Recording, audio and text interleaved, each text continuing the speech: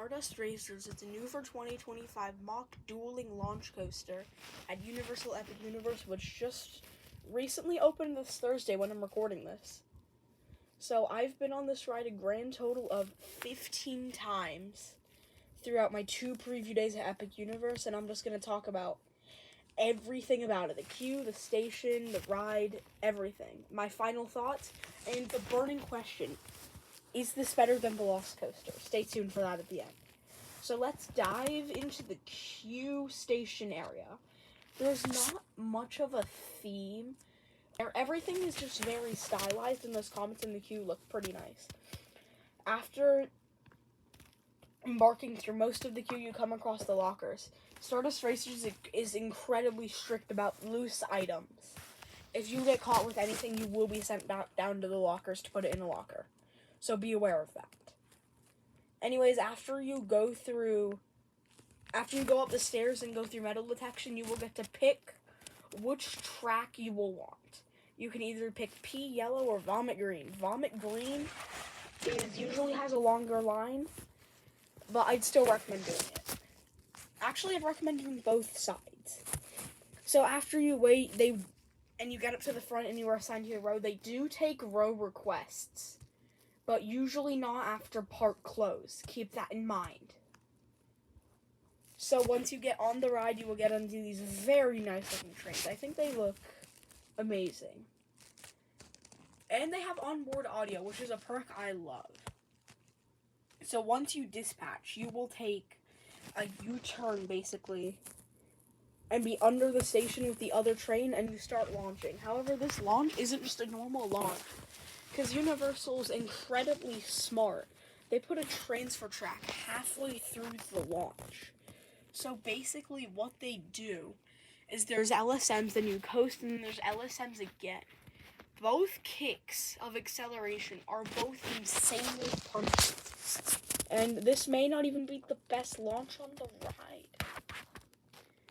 So after you launch, you come out of the tunnel, and then you blast into the 2 top hats. These both give strong ejector, especially on the way down.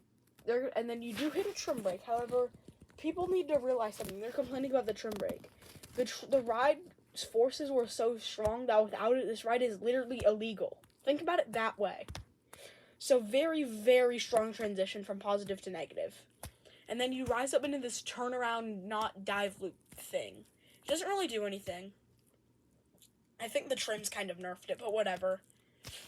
So then you go into these, 5 airtime hills on both tracks. This is where the forces for this ride really bring it up for enthusiasts like me. The airtime and the positives actually are pretty decent in the valleys.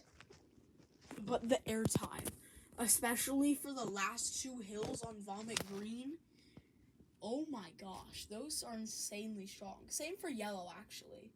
The last hill on Yellow is pretty strong. After you go through those mess of 4 or 5 airtime hills, you dive down and almost hit the other train, actually.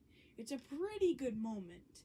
And then after that, Yellow crosses over the station, and Green jumps down and gets ready for launch 2. This launch, it seems like a normal launch, but it's actually really technologically advanced. So what it does is it wants it to be in a specific position before it hits the celestial spin. I'm pretty sure they want the Yellow train maybe a row or 2 ahead of Green. So if, let's say, Yellow's behind, it will give it an extra kick for it to be in the right position. It works almost every single time. It's amazing. And then after that, you will hit the celestial spin. So this element can be considered the best on the ride. I think if you sit on Green, though. Green is the better for the celestial spin. You get airtime on the way down. Don't get me wrong, Yellow's celestial spin is still really good with the barrel roll down drop, but I still think Green has it better because there's airtime. And then you enter these overlapping bank turns. I guess they're overbanks. They're kind of forceful. They're not that forceful, though. They do the job. And then you dive down to what will be the on-ride photo. This was not working during previews, but I have heard it is operational now. So, if you ride at night, prepare to be flashbanged. Then you will enter the, you will whip to the right and then whip right back to the left and then think about kind of like Maverick's S-Bend. Something similar to that, but not as snappy. Like, you get airtime and whip at the same time. And then both trains enter a downward helix. This is honestly, probably for positive G-forces, this is probably one of the most intense part on the ride for it. It's just pretty intense. I got a light gray out, actually, on my last rides and, like, the night rides. And then you will enter the final 2 off-axis airtime hills. And then you enter the brake run. So this ride is one of the best in the area, even if you don't like it as much as I do. So let's talk about which track is better, and is it better than Velocicoaster? I think green is better than yellow. The airtime is stronger, and there's a little bit more of it. That's what pushes it over the edge for me. But the line for green will be a bit longer, but not by much. No more than 1 or 2 trains. So I think it's worth the wait. Unless it's like a full queue, then maybe reconsider your options. But and then the burning question, is it better than Velocicoaster? Sort of. So for me, I think the green track is, I'm really weird, I think the green track is better than Velocicoaster, but I don't think the yellow track is. And then we're going to do one more thing. Where do I rank Stardust racers? Well, we're going to start with the worst, with the not as good track, which is still really good, because it is number 7. It is sitting between Air Force 1 and Maverick. And then the green track is number 3, sitting between Iron Gwazi and Velocicoaster. So the top 3 in Florida for me is number 2, 3, and 4 in my rankings. That just shows how Universal means business with roller coasters. Because, like, these aren't really designed for the GP.